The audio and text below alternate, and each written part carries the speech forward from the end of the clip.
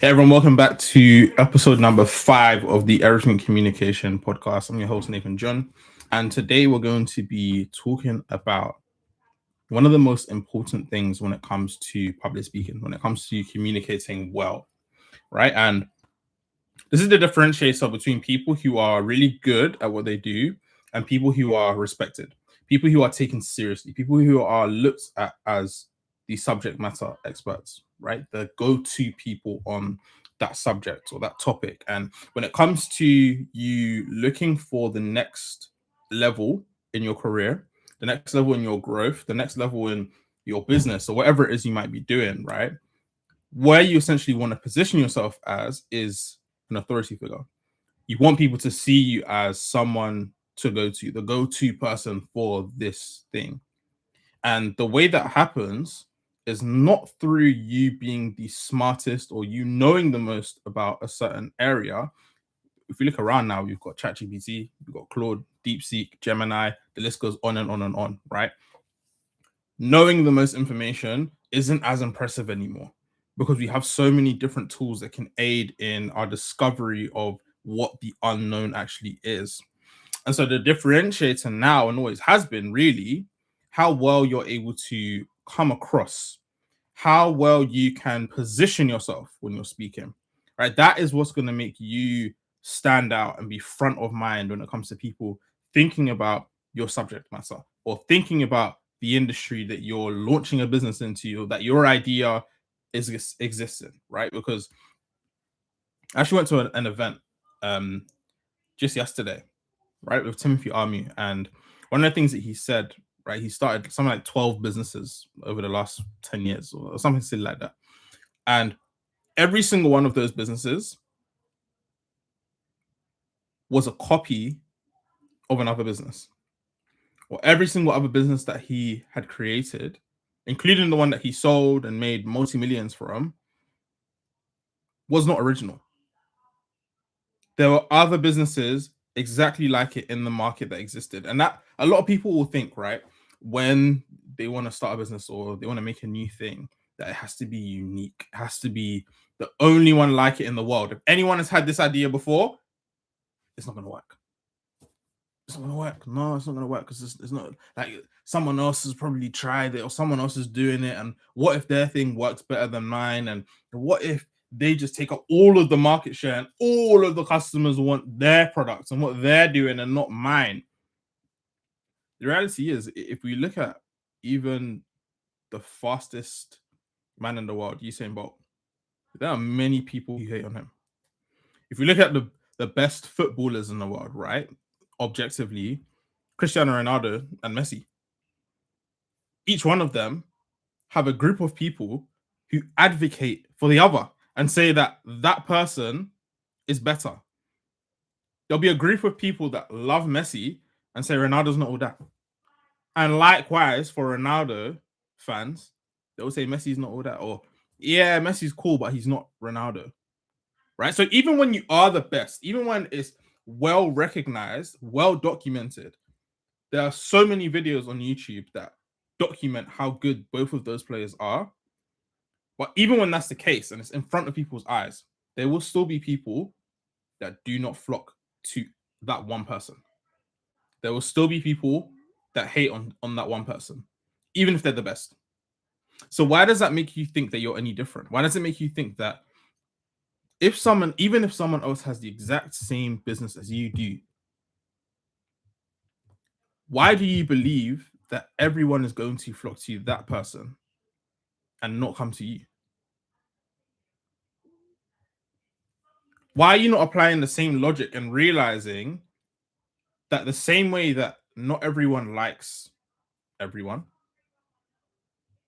not everyone likes the most popular person, not everyone likes the smartest person, not everyone likes the person that's a bit weird or a bit of a geek or stands outside the crowd. Like, not everyone likes each and every single one of those people, but all of those people will have their people.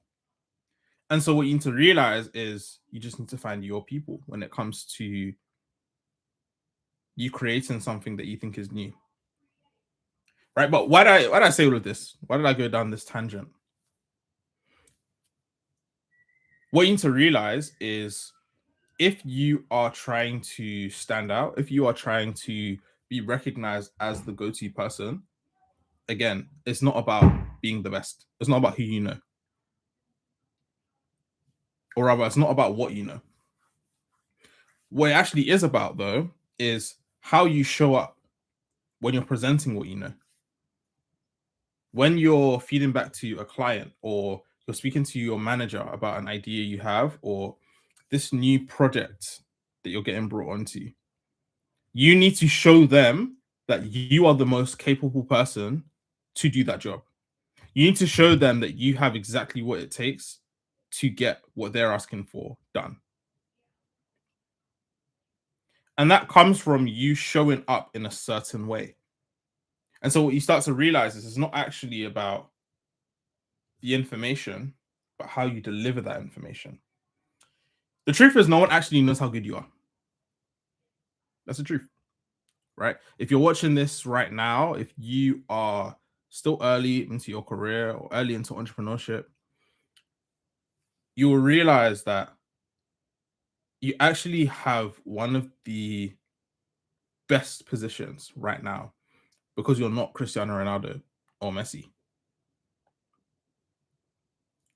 When I say this, I mean you don't have hours of footage documented for people to see how good you actually are. No one knows how good you are. No one knows, right? And that can either be your biggest blessing or your biggest downfall, depending on how you use it, depending on how you play that, right? And there's a couple different ways that you can play this. So the first one is no one knows who you are. No one knows how good you are at what you say you're good at. And so when they see you and there's a big question mark in their head, you have a chance to answer that question in one of two ways, right? Which is the first one, nah, this isn't the right person. This guy isn't any good, or this girl isn't any good.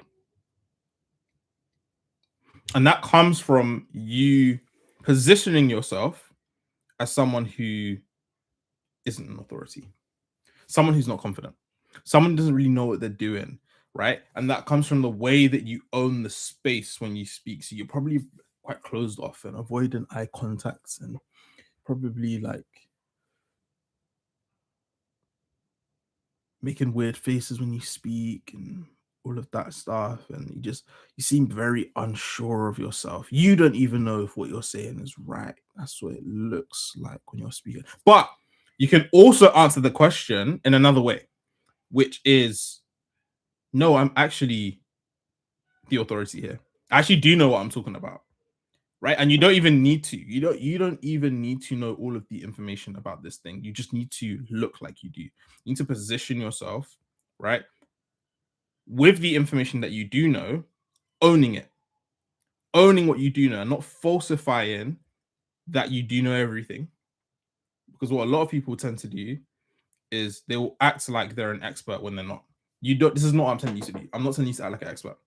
If you're not an expert, don't fake it, right? What you should do though is act like an expert in the things that you do know. That means the way that you speak confidently, speak with boldness, right? There's no hint of timidity or frailness in your speaking. Why? Because you realize, you recognize, right, that the way that you show up, the way that you position yourself when you're speaking, that is going to be the direct impact between how much that client trusts you, how much your manager trusts you, how much the person on the other end of the screen or the presentation is going to say, this person has got what it takes. I'm going to trust them and give them more responsibility. I'm going to trust them with more money, more business, right? I'm going to trust them going to the next level, getting the promotion. I know they can handle it because they're showing me that they can handle it. That's what it is. That's the game. Guys, I wish I realized this sooner. That's the whole game. You just have to project to other people that you know what you're on about, that you are sure about what you know. You don't even have to know everything. This is the beauty of it now. You don't have to know, and no one expects you to know anything. And what people expect you to know is actually going to decrease as time goes on, because where we are right now with AI is not where we're going to be in the next 5 years, in the next 10 years.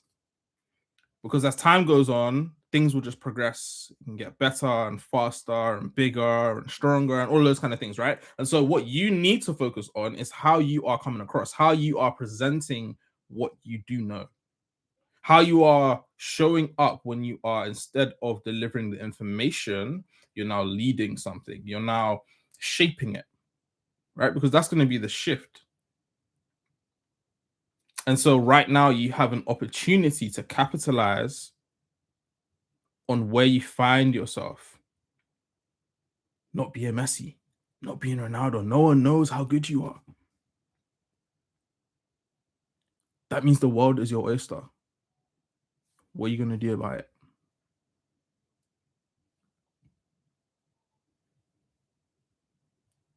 If you want to learn more about how to project in the right way, how to show up and own the space, follow this channel and stay tuned for the next episode of the Everything Communication podcast. Feel free to drop me a message on Instagram, on TikTok as well, and we can chat about it from there, or even LinkedIn. Nathan John on LinkedIn, or Nathan J John _ on TikTok and Instagram. And if there's any way I can help from there, as I said, I do public speaking coaching, communication coaching. So drop me a line on there and we'll get right to helping you out. Thank you guys very much for tuning in to this episode, and I'll see you next week.